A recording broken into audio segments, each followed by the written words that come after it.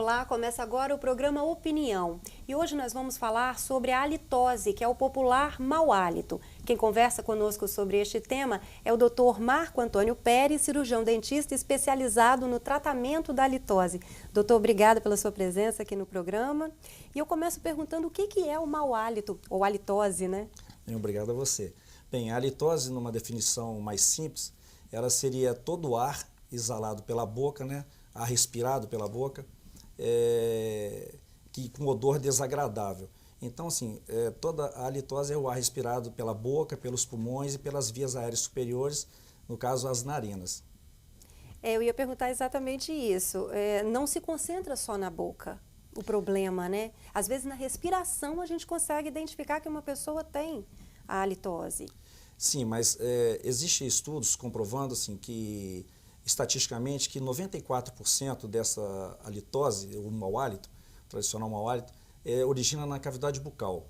E 1% ela vem do estômago, vamos dizer assim, e 5% está nessas vias aéreas superiores.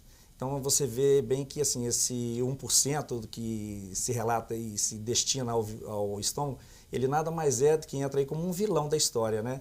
Porque na verdade a concentração maior está na cavidade bucal. E há registros da halitose desde a antiguidade, ou seja, o problema persiste até hoje. Desde antigamente, né, desde a história antiga, existe até uma citação na Bíblia, né, que Jó se refere a isso, né, que a mulher dele tinha odor, pavor de ficar perto dela, os filhos também o rejeitavam, né, e assim, que achava que o seu hálito era fétido, né, que ele era agressivo. Então existe essa história bem antiga, né. E quais as causas da halitose? Como assim, eu disse a você que 94% dessa halitose, ela se concentra na cavidade bucal, a maior concentração se concentra na língua, através da saburra lingual, né, que nada mais é do que restos epiteliais, né, de bactérias, de micro-organismos, que conseguem viver numa forma anaeróbica. Anaeróbica seria na ausência de oxigênio. Existe a gengivite, que seria a inflamação da gengiva, né, tanto na arcada superior quanto na inferior. E existe a periodontite, que seria um agravamento dessa gengivite, onde assim, o paciente vem até a ter perda óssea, no caso, né, onde estiver envolvido a região ou num todo. São doenças da boca, então? Está mais relacionada à boca, né? Não existe relato, assim, coisas, estudo científico, que, assim, que o estômago, né, como eu disse a você, ele é responsável por isso. Na maioria das vezes, ela é bucal. Há um mito de que o estômago pode causar. Sim, muita gente acredita que pode se originar ali no estômago, né? Mas não é. Na verdade, às vezes você come determinados alimentos, como cebola, como couve-flor, como alho, né? E isso, o que acontece? Algumas frituras, tem outras situações, né? Repolho, essas coisas. Alguns alimentos causam. Isso, aí você, ao ingerir, o que acontece? É uma troca depois com o organismo, né? Ela cai na circulação sanguínea, uma troca gasosa com o pulmão, e aí é exalado através do pulmão. Então, assim, não é uma situação... vamos dizer assim, específica, né? Só nessas situações. Os embutidos, por exemplo, o ovo, né? Os alimentos industrializados ou muito salgados também, né? Aí, com relação a... como é que eu vou dizer para você, assim... só poderia haver uma forma de ser do estômago, vamos dizer assim, se houver alguma anomalia, algum refluxo alto, refluxo gastroesofágico. O popular arroto não deixa de ser uma forma de halitose, mas você vê que é uma coisa passageira, né? Ela não é persistente. E, por exemplo, do estômago, só se você realmente tivesse alguma lesão patológica, né, alguma neoplasia, você poderia levar em consideração isso. Aí, na verdade, isso teria que ir para um especialista da área para poder fazer uma avaliação mais completa, e isso seria indicado para um médico, né? Mas aí seria uma parte dele. Depois de eliminar os problemas da boca, né? Sim, você primeiro pesquisa, você tenta identificar o que tem na cavidade bucal, para depois, por isso que existe uma consulta, né, um protocolo de uma consulta, existem uns exames adequados para ser feito, indicados, que aí você consegue determinar se ela é da cavidade bucal ou se ela é sistêmica, né? Essa era uma pergunta que eu ia fazer um pouquinho mais à frente. Justamente isso, quando se identifica o mau hálito, como que a gente deve proceder? A gente procura um dentista a princípio, procura um médico? Que especialidade médica que a gente procura? Assim, olha, como a porcentagem maior é do dentista, eu acho assim, que na verdade mais é multidisciplinar, né? Eu acho que isso está envolvendo todos os profissionais da área médica, mas especificamente o dentista. Então, existe uma desinformação muito grande, né? Então, assim, tem muitos pacientes que procuram um profissional, procura outro, e no final ele não consegue ter um bom êxito e um tratamento eficaz. Então, eu acho assim que, primeiro, o próprio dentista, um clínico, né? Eu acho que ele teria condições de avaliar primeiro e assim indicar para um profissional que está especializado e que ele está capacitado a fazer esse exame, ter conhecimento para poder chegar a um diagnóstico. Eu acho assim que a indicação seria para esses profissionais. E a halitose, ela pode indicar uma doença? Ela não é uma doença, Não, ela é um sinal de que tem alguma alteração, né? Mas não é uma doença. De que há alguma coisa errada com você, com o organismo. Isso. Mas ela pode indicar algumas doenças, então? Pode. Uma diabetes, ela é um problema, né? Doenças renais, se você for levar em considerações daí, doenças renais, hepáticas, mas e assim, tem vários outros tipos de doenças, outros tipos de halitose, até por doenças raras, né? Mas assim, eu quero focar bem assim, que isso é bem relacionado à cavidade bucal. Primeiro, assim, concentrar nisso para depois partir para outras situações, para outras especialidades. Que tipo de doenças, então, da boca? O senhor falou de gengivite. Na verdade, assim, olha, essas três são as três principais, né? A saburra, que assim, no dorso da língua, atrás, lá perto da garganta, vamos dizer assim, como existe, as pessoas não estão acostumadas a fazer uma higienização da língua, essas bactérias, elas se proliferam nesta região, que é uma região onde que, assim, tem pouca presença de oxigênio, ou às vezes falta de oxigênio, e como se as pessoas não têm o costume de fazer uma raspagem da língua, eu acho assim que a escovação, ela é interessante, ela faz parte, ela ajuda, mas existem outros métodos que eu acho que são mais eficazes. Por exemplo, a raspagem da língua, né? Você normalmente faz uma raspagem de um lado, depois você faz do outro, depois você faz no meio dela, sempre indo atrás. Existem uns raspadores de línguas que eles são adequados para ser feito, e são indicados. Eu acho um tanto quanto difícil a escova, porque a escova, na verdade, ela não tem essa profundidade de fazer essa higienização, essa limpeza. Na língua, né? Então a escova é prudente. Isso, assim que eu acho que seria indicado, né? A escova mais prudente. E os raspadores, no caso, para a língua. E assim, ter o cuidado de raspar para não machucar, isso não é com força, isso é delicado. Você faz algumas vezes de um lado, algumas vezes do outro. E finalmente você faz no meio da língua, no caso. E, obviamente, usar um enxaguante adequado e indicado também. Hoje existem enxaguantes que são indicados para isso. Os enxaguantes que existem no mercado, no comércio, eles têm muita presença de álcool. E o álcool, ele queima, ele provoca uma descamação epitelial. Então, essa descamação ela provoca o aumento dessa halitose, entendeu? De acúmulo dessas bactérias. Então, por exemplo, eu acho que o álcool não deve ser, o enxaguante com álcool não deve ser indicado. Existem enxaguantes indicados e apropriados para isso. Isso para quem tem o problema e também para quem não tem, como prevenção até. Como prevenção, como uma boa higienização, né? Porque nós não fazemos uma boa higienização do nosso corpo. Então, assim, uma vez eu ouvi um cirurgião plástico dando uma entrevista, falando a respeito que as pessoas hoje procuram, assim, fazer uma cirurgia disso ou daquilo envolvendo a estética, mas que as pessoas deveriam se preocupar um pouco mais e cuidar um pouco mais da boca.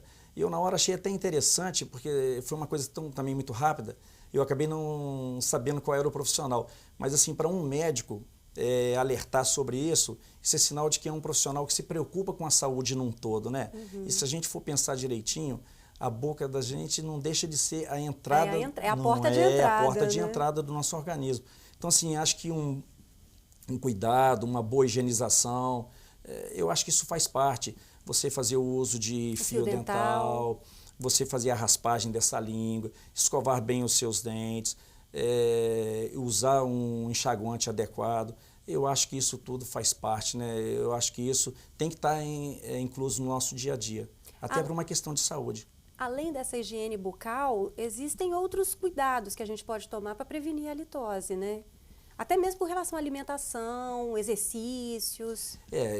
Como eu te disse anteriormente, né, certos alimentos, eles produzem, vamos dizer assim, enxofre, que na verdade o enxofre é que ele causa esse odor, né?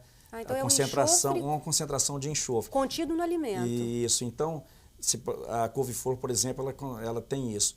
Então, esses alimentos, apesar de fazer parte do nosso dia a dia, né, e da nossa alimentação... Serem benéficos, serem né? benéficos, mas também. assim, ele tem isso, mas isso é uma coisa também que é passageira também, né? Isso não é uma coisa persistente. O problema da halitose é se você tem, assim, um dia, tem outro, e aquilo é persistente. Eu quero dizer também, assim, que essa halitose, que quando nós acordamos pela manhã... É normal, eu imagino. Ela é normal, porque ela é considerada fisiológica, porque durante o sono, durante a noite, o que acontece? Há uma diminuição da salivação, e como existe uma diminuição dessa salivação, essas bactérias, elas têm uma proliferação maior, entendeu? Então, quando você levanta, que você faz a sua higienização, que você escova seus dentes, e que você se alimenta, esse odor, vamos dizer assim, essa halitose fisiológica, esse mau hálito fisiológico, ele tem que desaparecer. Se ele persiste, é porque tem alguma coisa errada. Aí é onde que eu te digo, né, que seria indicado ir a um profissional especializado nisso, fazer uma avaliação, fazer uma consulta, para poder chegar a um diagnóstico, a uma conclusão melhor, né? Quanto tempo de higiene bucal que a gente tem que fazer por dia para prevenir? Eu acho assim que nós deveríamos fazer a higienização, ela deve ser feita principalmente após as principais refeições, né? Que seria o almoço, o jantar e principalmente na hora de dormir. Tem que se gastar um tempo maior ali, escovando todos bem, os cuidados. usando fio dental. Isso aí, então. assim, falar assim que vai durar 1 minuto, 2, 10 minutos, eu acho que cada um, assim, pode ter noção do que seria fazer uma boa higienização. Mas, assim, estipular tempo, né? Eu acho que não há, assim, um tempo pré-estabelecido para isso. Há uma quantidade, ou seja, após as refeições principais, né? Pelo menos, né? Usar o fio dental, escovar os dentes, né? Fazer a raspagem dessa língua.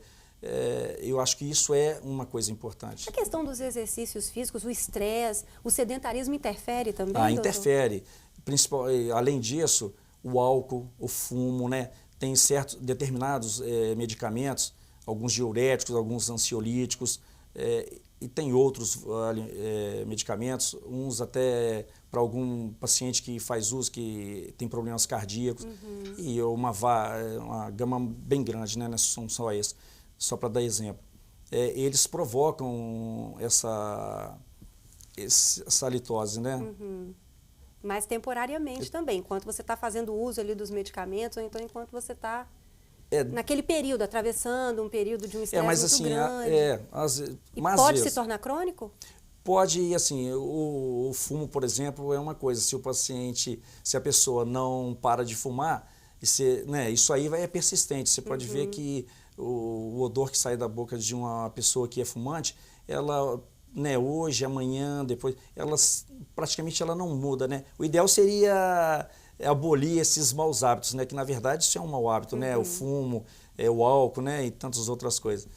Ok, doutor. Agora a gente vai fazer uma pausa para o intervalo. Continue acompanhando o programa Opinião. A gente volta daqui a pouquinho falando da halitose, que é o popular mau hálito.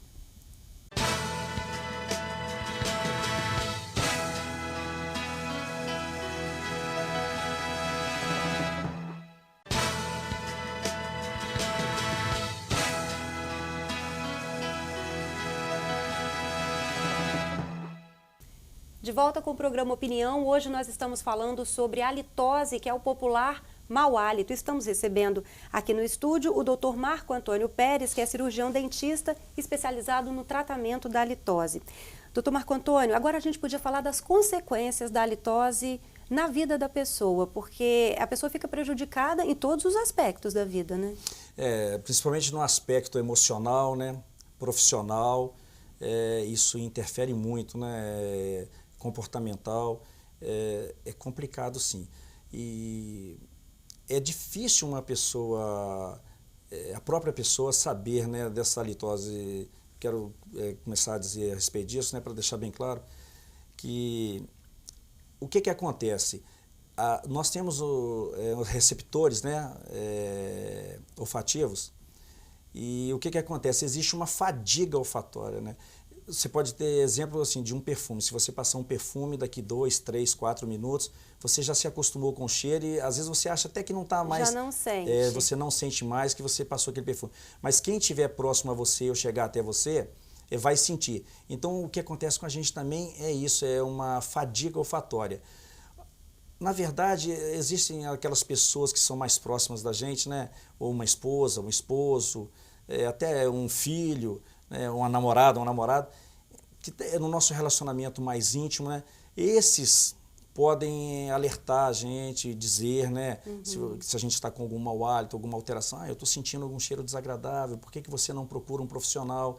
Então, assim, essa pessoa bem próxima, mais acesso, né, a você. Elas que podem ajudar mais essas pessoas que, vamos dizer assim, desconfiam que tem essa halitose, né? Ou mesmo que não desconfiam, né? Que queiram saber, uma curiosidade, que isso, como te falei, né, isso gera problemas emocionais graves, né? Os prejuízos são grandes, principalmente profissionais, né, de relacionamento, no próprio trabalho, é complicado. Há uma tendência da pessoa que tem a halitose se isolar até do convívio social, não é? Olha, existe alguns estudos com porcentagem falando a respeito disso, né, de pessoas assim que chegam a ficar em casa reclusa e nem sair mais de casa. E olha, tem relato até de pessoas que tentaram até o suicídio com relação a isso daí. Então, assim, olha, na verdade, houve antigamente um jornalista, um escritor famoso, humorista, o Milor Fernandes. Ele uma vez fez uma sátira, não deixa de ser interessante, né, dizer isso aqui, que ele dizia assim, que o melhor anticoncepcional do mundo era o mau hálito. Na verdade, parece uma sátira, parece engraçado, uma brincadeira, mas é sério. Mas assim, eu vejo isso como uma forma de alertar as pessoas, né? Quer dizer, ele mesmo, como um jornalista, fez uma menção a isso daí. Eu acho que é um problema mais sério do que se imagina, né? Eu acho que isso causa uma uma autoestima muito grande na pessoa. Eu acho que quem tiver uma oportunidade, ou que alguém, né, que seja um amigo verdadeiro, que chegue, né, e avise, eu acho que está fazendo um bem a essa pessoa. E assim, levar isso numa condição mais séria, né, não de brincadeira, que isso é constrangedor. Mas é difícil também para quem vai alertar. É uma situação constrangedora para todo mundo, né? Por isso que eu disse que o próprio dentista, que cada pessoa tem um profissional de sua preferência, né? Então, assim, esse profissional, às vezes, pode alertar que ele está ali presente, né? E aí falar, olha, você tem alguma causa assim, você poderia procurar um profissional nessa área e tal. Ou, a não ser que ele também seja um profissional capacitado a fazer isso. Então, assim, relatar, conversar com ele, porque, na verdade, você cria uma relação de intimidade com o paciente, né? E você, assim, se ele tem essa relação e confia em você, ele vai aceitar a sua sugestão e você procura esclarecer a ele o que é que ele tem, né? E assim, se ele não tem essa condição, se ele não está capacitado, para indicar um profissional que possa fazer isso. Mas e quando não há essa situação? Na opinião do senhor, como é que a gente tem que se comportar? Se eu tiver que dizer para alguém, a pessoa tem que avisar outro, um colega de trabalho, um familiar que seja, que ela tem mau hálito. Como que a gente pode fazer isso de uma forma menos constrangedora, né, que fique mais fácil? Olha, hoje existe a Associação Brasileira de Halitose, que tem um site próprio para isso, e que é o www.abha.org.br, que é o site da associação. Lá existe nesse próprio site, ele existe tipo uma carta anônima, né? Então, assim, para mandar para essa pessoa, se você não tem essa intimidade ou se você não quer falar, para não constranger e não se sentir também da mesma forma, para ele, então, mandar essa cartinha eletrônica, né, pelo e-mail, no caso, e assim, aí para tentar alertá-lo. E aí, assim, esse paciente ou essa pessoa, ela então dá um jeito de se interessar pelo assunto e procurar alguém capacitado, né, para poder realizar esse tratamento. Então esse site é uma ponte entre a pessoa que vai alertar Sim. e a pessoa que tem a litose. Pelo menos né? É um serviço que o site presta, é um serviço que o site presta, pelo menos, pelo menos uma saída, o início de um caminho, vamos dizer assim, né? Para ele tentar resolver o problema dele. E o senhor acredita que essa alternativa é válida, assim? Eu acho que sim. É mais confortável? Se você não tem intimidade para poder chegar e dizer isso, né, pessoalmente, eu acho que isso é uma das formas, né? Você pode fazer uso disso. E se ninguém avisar a gente? Nem o dentista, ninguém avisa que a gente tem o problema ou que alguma pessoa tem o problema. Vale aquela prática de assoprar a mão, né, e sentir, a gente mesma assoprar e sentir se tem o odor, se não tem? Isso a gente está... É real? Vai dar o resultado real? Não, isso é só um mito, é uma crença, não existe isso. Porque senão, olha, até falar isso, senão daqui a pouco está todo mundo lambendo a mão, né? Mas não existe isso não. Essa fadiga que eu te disse, né? Você não vai conseguir... Não deixa identificar, então. Não é dessa maneira. Uma forma indicada é o seguinte, além de ter uma consulta, né, ter um protocolo de uma consulta, uma avaliação clínica, né, que o profissional vai fazer essa investigação, essa anamnese, existe um aparelho hoje nos consultórios de profissionais que exercem essa atividade, essa especialidade, que ele é um cromatrógrafo, é um aparelho japonês com uma tecnologia de última geração, é o que tem de mais moderno no mercado. O que ele faz? É um exame simples, que você põe uma seringa na boca, essa seringa não tem agulha, a agulha fica lá no aparelho, você capta o ar de dentro da boca, leva até esse aparelho, injeta esse ar nesse cromatrógrafo e o que ele faz? Em 8 minutos ele faz uma leitura e aí ele consegue separar os 3 gases mais importantes e vai te dar quantitativamente o valor desses gases, desses 3 gases, e ali já vai te ajudar bastante para você saber se realmente aquilo ali está presente na cavidade bucal ou se é indicativo de alguma situação sistêmica. Mas isso seria, esse tratamento, por exemplo, esse diagnóstico desse aparelho, teria que ser feito com uma certa frequência para se identificar, para se comprovar que a pessoa, que o paciente sofre da halitose, ou uma vez que ele fizer o exame já consegue detectar que ele tem uma halitose crônica? Na verdade, assim, quando você faz uma consulta, pelo menos assim, no meu consultório, na minha clínica, eu faço uso desse equipamento para poder fazer essa avaliação. Então, assim, a consulta ela é um todo, né? É uma anamnese, é um questionário, tem um protocolo essa consulta, né? E assim, esse exame, esse cromatrógrafo, ele entra complementando essa consulta e dali assim você vai fazer um diagnóstico, vai fazer um planejamento e aí você vai realmente avaliar o que é que o paciente tem, né? Eu faço dessa forma, entendeu? E as pesquisas estimam que de 30% a 40% dos brasileiros sofrem, né? De 30% a 40% dos brasileiros têm mau hálito, têm esse problema. O senhor considera esse um dado preocupante? É um número grande, né? Expressivo. Bem expressivo. E olha, existem estudos que alegam que quanto mais idoso vai ficando a pessoa, né? Tanto o sexo feminino quanto o masculino, ela tende a aumentar. Então, assim, na verdade é preocupante, né? É bem preocupante. É uma porcentagem bem grande. Os profissionais da saúde, eles estão preparados para lidar com o problema da halitose? Porque as pesquisas são recentes, as pesquisas no Brasil sobre o tema são recentes ainda, né, doutor? Na verdade, essas pesquisas, elas tomaram um impulso maior na década de 90, no início de 90, né? Mas eu diria assim que ainda existe muita pouca informação com relação a isso daí.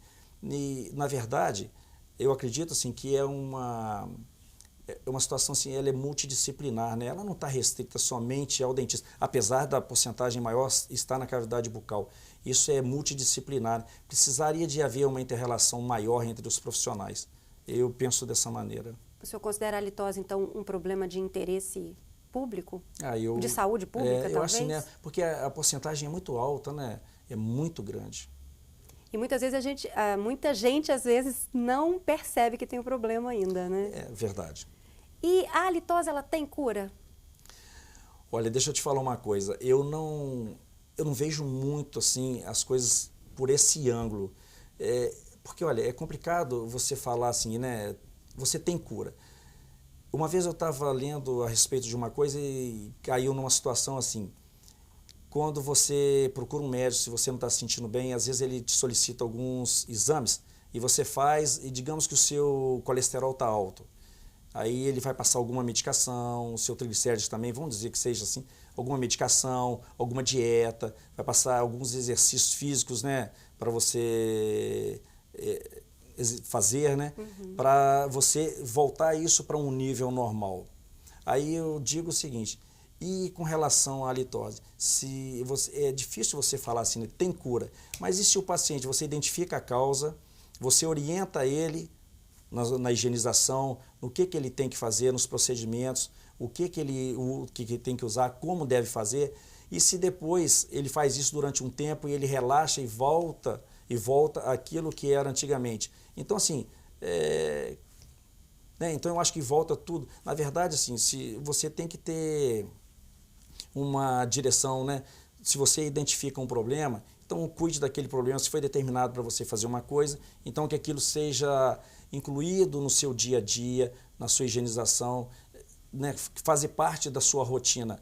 É difícil, né, essa situação, porque se você fala que tem uma cura, o que eu acho que acontece? O paciente acredita nisso e ele acha que ele não tem que fazer nada, só porque você fez uma vez, você orientou, e você falou que tem cura, ele está curado, ele acha que ele não tem mais problema. E não é bem assim, né? Tudo na vida você tem que ter uma sequência de alguma coisa, daquela coisa, você tem que ter uma persistência, né? Você não pode relaxar. Ele pode tratar o problema, então, é tratável. É tratável. Mas se a pessoa não continuar tomando os cuidados devidos, ele pode voltar. Assim eu penso dessa forma. Cuidados sobre a saúde num todo é fundamental, né? Para se ter uma qualidade de vida melhor, para você se sentir bem, se relacionar bem, ter uma autoestima. Eu acho que são coisas básicas. Isso acaba sendo básico, né? Isso acaba fazendo, como te disse, acaba fazendo parte da rotina do seu dia a dia. Você incorpora, né? Bons hábitos sempre é saudável a qualquer pessoa, não é verdade? Bom, doutor, infelizmente o nosso tempo acabou, a gente ainda tinha muito o que conversar sobre isso, né? Foi um prazer conversar com o senhor, obrigada por ter vindo, por ter aceito o nosso convite para falar sobre a halitose aqui no programa Opinião. Bem, eu que agradeço, eu estou à disposição, se algum dia for necessário, se quiser fazer outro convite, eu estou à disposição.